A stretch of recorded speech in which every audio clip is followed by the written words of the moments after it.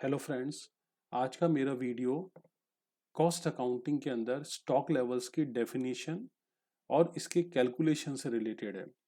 तो जब अपन stock levels की बात करते हैं तो इसको इन्वेंट्री स्टॉक लेवल्स या मटेरियल स्टॉक लेवल्स भी बोलते हैं। यहाँ पे कॉस्ट अकाउंटेंट के सामने मेन ऑब्जेक्टिव होता है कि वेयर हाउस और स्टोर में जब भी वो रॉ मटेरियल परचेज करे तो उस रॉ मटेरियल का जो स्टॉक है वो ऑप्टिमम लेवल पे होना चाहिए। ऑप्टिमम लेवल का मतलब होता है ना तो अपन एक्सेस में रॉ मटेरियल परचेज करें।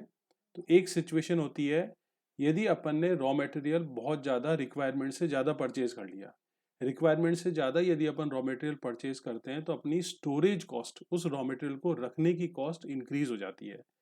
जैसे यहाँ पर अपन एग्जांपल लेते हैं, एक अपने पास स्टोर और वेयर हाउस है जहाँ पे अपन अपना रॉ मटेरियल रखते हैं और उस स्टोर का रेंट है 50,000 रुपीज़ पर एनम। और इस स्टॉक के अंदर रखने की कैपेसिटी है, यहाँ पे अपन 10,000 यूनिट्स का रॉ मटेरियल स्टोर कर सकते हैं। मगर अपन मार्केट में गए और अपन ने देखा कि रॉ मटेरियल बहुत ही सस्ती रेट में अपन को मिल रहा है और अपन ने क्या करा, 12,000 यूनिट्स का रॉ मटेरियल परचेज कर लिया। अब ये सिचुएशन हो जाती है एक्सेस स्टॉक की। एक्सेस स्टॉक का मतलब हुआ अपने पास स्टोर या वेयर हाउस की जो कैपेसिटी है वो मैक्सिमम 10,000 यूनिट्स को रखने की है और अपन ने एक्सेस में 2,000 यूनिट्स रख लिया तो अपन को दूसरे वेयर हाउस की रिक्वायरमेंट होगी और दूसरे वेयर हाउस का रेंट भी कितना है, 50,000 है। तो अपनी जो स्टोरेज कैपेसिटी है यानी स्टोरेज कॉस्ट है वो इंक्रीज हो गई 50,000 से 1 लाख रुपीज। तो ये प्रॉब्लम आती है एक्सेस स्टॉक के अंदर। और अपना जो स्टॉक लेवल है वो इतना कम भी नहीं होना चाहिए कि स्टॉक आउट्स की सिचुएशन आ जाए। स्टॉक आउट्स का मतलब होता है कि मिनिमम स्टॉक लेवल, जैसे यहाँ पे अपन एक एग्जांपल लेते हैं कि मिनिमम स्टॉक लेवल 2,000 यूनिट्स है। तो यदि 2,000 यूनिट्स के नीचे अपना रॉ मटेरियल चला गया तो प्रोडक्शन कभी भी अपना बंद हो सकता है। और एक लेवल इसके अंदर आता है जिसको अपन बोलते हैं रीऑर्डर स्टॉक लेवल। जैसे यहाँ पे अपन ने अज्यूम कर लिया कि अपना रीऑर्डर स्टॉक लेवल आया 5,000 यूनिट्स। अब अपन ने क्या करा, ये अपने स्टॉक लेवल्स डिसाइड हो गए, फॉर्मूले से अपन ने कैलकुलेट कर लिया। ये जो बॉक्सेस है रॉ मटेरियल के, एक एक रॉ मटेरियल के बॉक्सेस प्रोडक्शन हाउस में जा रहे हैं फिनिश गुड्स बनने के लिए। जैसे ये सेकंड लेवल पे आया इसको बोलते हैं अपन रीऑर्डर स्टॉक लेवल, जहाँ पे अपन नया ऑर्डर प्लेस करेंगे। तो नया ऑर्डर अपन कितना दे सकते हैं, वापस से मैक्सिमम स्टॉक लेवल तक यानी 5,000 यूनिट्स का अपन ऑर्डर दे सकते हैं या फिर 2,000 या 3,000 यूनिट्स का ऑर्डर दे सकते हैं। अब जैसे सपोज करो कि मैं एक बिल्डर हूँ और मेरे को बिल्डिंग मटेरियल के अंदर सीमेंट परचेज करने जाना है मार्केट के अंदर। और मुझे पता लगा कि सीमेंट की प्राइसेस बहुत ज़्यादा हाई हो गई और 10 to 15 डेज के अंदर प्राइसेस वापस कम हो सकती है। तो मैं कितना वेट कर सकता हूँ, यदि यहाँ पे मैं परचेज नहीं कर पाया तो जब तक मिनिमम स्टॉक लेवल तक स्टोर के अंदर मेरा रॉ मटेरियल नहीं जाता तब तक मैं वेट कर सकता हूँ। बट जैसे ही 2,000 यूनिट्स पे मेरा रॉ मटेरियल आ गया, इससे नीचे मेरे को नहीं जाना, इसलिए अपन कहाँ पे परचेज करेंगे, मिनिमम स्टॉक लेवल तक। तो number one, maximum stock level से ऊपर अपन को रॉ मटेरियल परचेज नहीं करना। Number two, minimum stock level के नीचे अपन को रॉ मटेरियल नहीं जाना चाहिए स्टोर के अंदर। अब यहाँ पे अपन डिटेल से समझने के लिए एक एग्जांपल लेते हैं। इसके अंदर अपन को स्टॉक लेवल्स कैलकुलेट करने हैं। अब इसके अंदर जो अपन को गिवन होती है चीज़ें, उसके अंदर एक होता है यूसेज और कंजम्पशन। यूसेज और कंजम्पशन का मतलब होता है एक वीक में, जैसे यहाँ पे वीक में गिवन है, तो एक वीक में अपन मिनिमम कितना रॉ मटेरियल कंज्यूम कर सकते हैं या यूज कर सकते हैं उसको बोलते हैं मिनिमम यूसेज। और मैक्सिमम कितना रॉ मटेरियल यूज कर सकते हैं उसको बोलते हैं अपन मैक्सिमम यूसेज। नेक्स्ट आता है रीऑर्डर पीरियड। रीऑर्डर पीरियड का मतलब होता है जब कोई भी परचेज मैनेजर सप्लायर को ऑर्डर प्लेस करता है कि हमें इतने रॉ मटेरियल की रिक्वायरमेंट है, तो सप्लायर ऑर्डर प्लेस करने से लेके गुड्स को डिलीवर करने तक और जब वो गुड्स स्टोर में आ जाते हैं उसमें मिनिमम कितने डेज वीक्स लग रहे हैं, 4 वीक्स।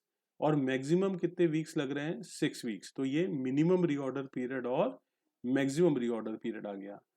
लास्ट अपन को गिवन होता है इसके अंदर रीऑर्डर क्वांटिटी। रीऑर्डर क्वांटिटी का मतलब होता है इकोनॉमिक ऑर्डर क्वांटिटी, ऐसी ऑर्डर साइज जिस पे अपनी कैरिंग कॉस्ट और ऑर्डरिंग कॉस्ट सबसे कम होती है। जैसे यदि अपन ऑर्डर साइज, यानी अपन सप्लायर को ऑर्डर दें तो मिनिमम ऑर्डर साइज कितनी होनी चाहिए, 400 यूनिट्स की।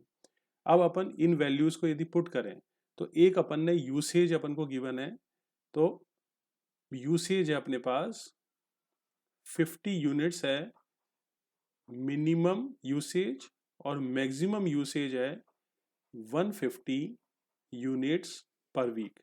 अब यदि क्वेश्चन के अंदर आया कि एवरेज यूसेज कितना है, तो एवरेज यूसेज किस तरह से अपन कैलकुलेट करेंगे, तो एवरेज यूसेज का फॉर्मूला होता है minimum plus maximum divided by 2। तो यहाँ पे मिनिमम यूसेज, मिनिमम कितना रॉ मटेरियल यूज करना है अपन को एक वीक में, 50 यूनिट्स, और मैक्सिमम अपन कितना रॉ मटेरियल यूज कर सकते हैं, 150 यूनिट्स डिवाइडेड बाय 2 करा, तो एवरेज यूसेज आ गया 100 यूनिट्स। अब ऐसे ही अपन यदि अपन एवरेज रीऑर्डर पीरियड कैलकुलेट करें तो मिनिमम रीऑर्डर पीरियड अपने पास है 4 वीक्स, और मैक्सिमम रीऑर्डर पीरियड अपने पास है 6 वीक्स, और एवरेज रीऑर्डर पीरियड अपन ने कैलकुलेट करा 4 + 6 divided by 2, that is 5 weeks. अब अपन इन वैल्यूज के बेसिस पे कैलकुलेट करते हैं स्टॉक लेवल्स। तो सबसे पहला स्टॉक लेवल अपने पास है जिसको अपन बोलते हैं reorder stock level. Reorder stock level क्या होता है, ये वो लेवल होता है जिस पे अपन नया ऑर्डर प्लेस करते हैं। अब नया ऑर्डर अपन किस तरह से प्लेस करेंगे, देखो कितना यूनिट्स का अपन को कहाँ पे अपना रॉ मटेरियल आ जाए तो अपन को नया ऑर्डर प्लेस करना है, उसके लिए अपन यूज करते हैं मैक्सिमम यूसेज, यानी एक वीक के अंदर अपन मैक्सिमम कितने यूनिट्स यूज कर सकते हैं, इसको मल्टीप्लाई करते हैं मैक्सिमम कितना टाइम लगता है एक सप्लायर को रॉ मटेरियल भेजने के लिए। तो यहाँ पे अपन को मैक्सिमम यूसेज गिवन है 150 यूनिट्स, और मैक्सिमम रीऑर्डर पीरियड है 6 वीक्स। तो अपन ने इन वैल्यूज को पुट करा 150 यूनिट्स इंटू 6 वीक्स, तो रीऑर्डर पीरियड आ गया अपने पास 900 यूनिट्स। नेक्स्ट अपन कैलकुलेट करते हैं मिनिमम स्टॉक लेवल, इसको अपन सेफ्टी स्टॉक भी बोलते हैं और अपन इसको डेंजर लेवल भी बोलते हैं। डेंजर लेवल क्यों बोलते हैं, यानी इस लेवल के नीचे यदि रॉ मटेरियल चला जाता है तो अपना प्रोडक्शन कभी भी बंद हो सकता है। तो stock must not fall below this level, इसके लेवल के नीचे अपना रॉ मटेरियल कभी भी नहीं जाना चाहिए। तो अपन ने जैसे पहले कैलकुलेट करा रीऑर्डर स्टॉक लेवल, तो रीऑर्डर स्टॉक लेवल अपन ने लिया 900 यूनिट्स माइनस एवरेज यूसेज, यहाँ पे एवरेज लेते हैं, तो एवरेज यूसेज अपन ने कैलकुलेट करा था 100 यूनिट्स एवरेज यूसेज है, और एवरेज रीऑर्डर पीरियड है 5 वीक्स। तो इन वैल्यूज को अपन यदि पुट कर दें तो 100 यूनिट्स इंटू 5 वीक्स,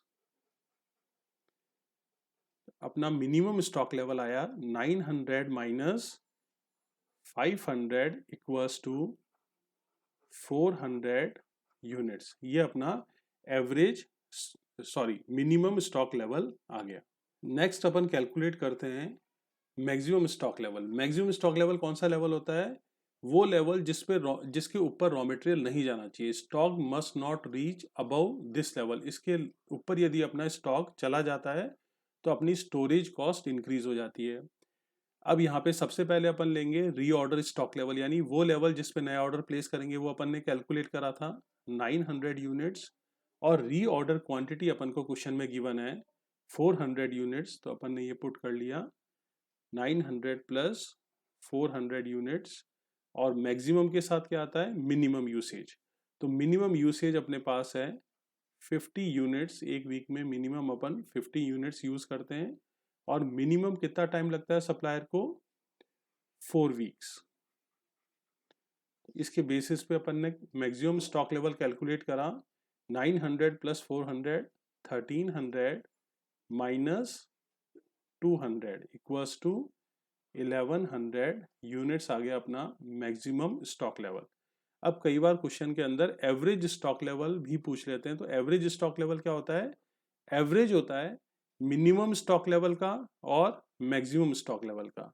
तो यहाँ पे अपन ने मैक्सिमम स्टॉक लेवल कैलकुलेट करा था 1100 यूनिट्स, और मिनिमम स्टॉक लेवल आया था 400 यूनिट्स डिवाइडेड बाय 2, तो ये यहाँ पे आ गया अपना एवरेज स्टॉक लेवल 750 यूनिट्स।